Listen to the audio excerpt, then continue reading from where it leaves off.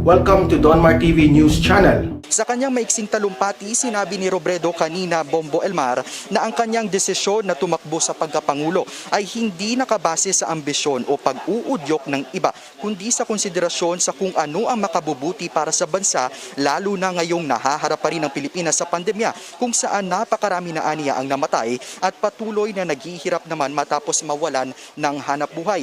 Nakikipagpulong raw siya sa iba pang mga personalidad bago pa man marating ang desisyon na ito, at ang may nag-alok din na umanib na lang siya sa administrasyon ng sino mang mananalo sa posisyon. Pero mas nangibabaw aniya sa kanya ang tulong na kanyang maibibigay para sa pag-ahon ng bansa sa samut-saring mga problema na kinakaharap ng bawat Pilipino. Marami na aniya ang naghihikaos, nagugutom, hirap at namatay dahil sa pansariling interes lamang ng mga nasa poder, kawalan ng maayos na pamamahala sa gobyerno, bagay na dapat na aniyang magbago ayon kay Robredo. Kaugnay niyan, pakinggan natin ang bahagi ng naging talumpati ni Vice President Leni Robredo. Ang aking sarili bilang kandidato sa pagkapangulo sa halalan ng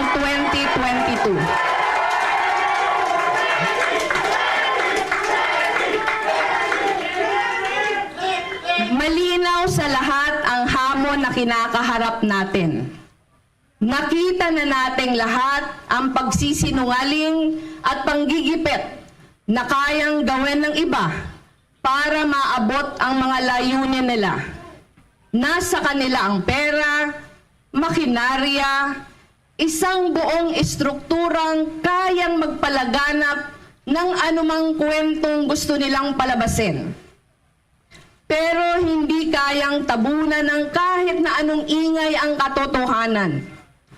Kung parehong uri ng pamamahala at pareho ang pagkatao ng mga magwawagi sa araw ng halalan, wala tayong aasahang pagbabago. Dito tayo puposisyon. Yung pagod, yung pakiramdam na parang wala kang kalaban-laban, na parang nagawa mo na ang lahat, pero kulang pa rin. Yung pagnanasang makaraos ng taong bayan, bibigyan natin ng bago at positibong anyo. Gagawin natin itong paninindigan. Gagawin nating enerhiya. Tatalunin natin ang luma at bulok na klase ng politika. Oh, sige. Are you ready for another fight with VP Leni if she will run for president? No, I do not have any fight with VP Leni. I'm running for president. I'm not fighting against anyone. Yon, isa pa yan. Gusto ko rin yung part na yan. Kasi tinanong siya kung, are you ready na parang pag-boxingin kayo ni Robredo na, di ba ang sagot kasi ni Robredo o pagtatakbo si BBM, siyempre, lalaban ako. Oo, ang sinto-sinto. Si BBM, lalaban ako. Yan yung sabi ni Robredo, di ba? Ang sagot naman niya, sandali, hindi naman siya ang kalaban ko dito. Ang sagot niya pa nga, marami akong kalaban di naman, ang sagot niya, kumakandida akong presidente, hindi naman ako nakikipag-boxing doon sa ali. I mean, another round of election, of campaigning, fighting. I don't. We have Senator Ping is filing as we speak, so it's not going to be that kind of election. Marami kami. Ready kayong makaface? Tama nga naman, bakit? Si Robredo lang ba yung kalaban? Please ulit makasama sa election si VP Leni? I would not file my certificate of candidacy if I was not ready to campaign, if I was not ready to answer all your questions. Pilit kasing pag-awayin sila di ba? Yung pag parang meron silang issue na nako, BBM nagparinig kay Robredo. Di ba? Tapos mag-aaway sila. Gusto nila yun Bakit to? Gustong umangkla nung Robredo camp. Hindi, totoo naman I mean, if comparing from BBM na nasa top after Mayor Sara, okay, Mayor Sara pa rin Tapos BBM, nasa ilalim sobra si Leni Robredo. So kailangan ni Leni Robredo ng kalaban na alam mo yung kabitawan ng sagot para maano siya para sumabay siya sa sikat nitong mama na ito, o di ba? So ano nangyari? Bakit nag-collapse yung usapan ninyo ni Mayor Sara? So ang dating nun, parang ganito sa Tagalog. Bakit pumalpak? Anyari? Di ba ganun yung tanong niya eh? Parang, bakit? Anyari? Wala nangyari? Bakit palpak yung usapan nyo ni, yung kasunduan ninyo ni Mayor Sara? Pumalpak? Anyari? Alam mo, sagot kagad. Buti hindi sumagot si BBM na, kasi something happened, blah blah blah. Hindi, ang sagot niya, sandali, wala pa namang usapan eh. Wala pa kami pinagkasunduan. Usapan pa lang namin is generalized pa lang yung usapan namin pagdating sa politics. Wala pa hong details. Ang galing, natuwa ako doon. The favorite sport of Filipinos is politics, and everybody was speculating. But the speculations are not necessarily based in fact. Nakita niyo naman ang galaw ni Mayor Inday, so I think that puts paid to all of those speculations. Bakit po hindi na natuloy yung posible sanang tandem ninyo ni Mayor Sara? Kasi hindi naman siya tumakbo eh.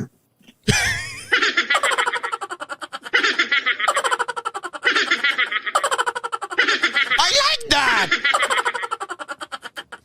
Totoo naman eh. Sabi ko nga, yan yung mga gusto kong tanong.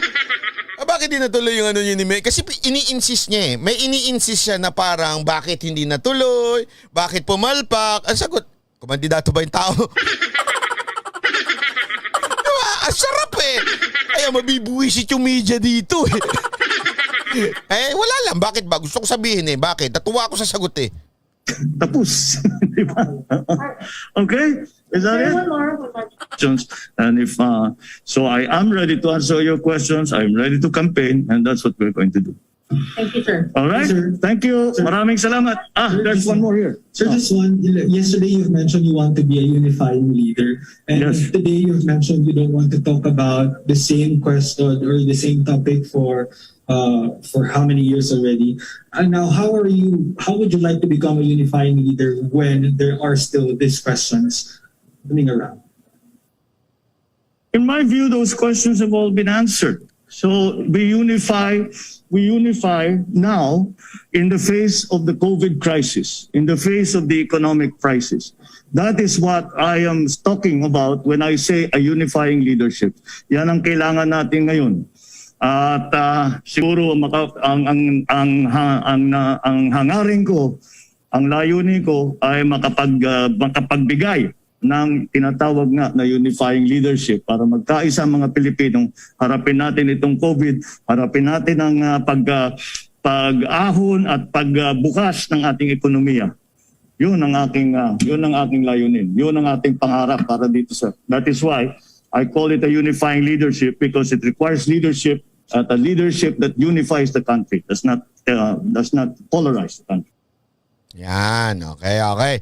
So, malinaw na malinaw yung interview. Sabi ko naman sa inyo ako ho ay patas, matured na social media influencer o whatever kung ano man ang tawag mo, vlogger.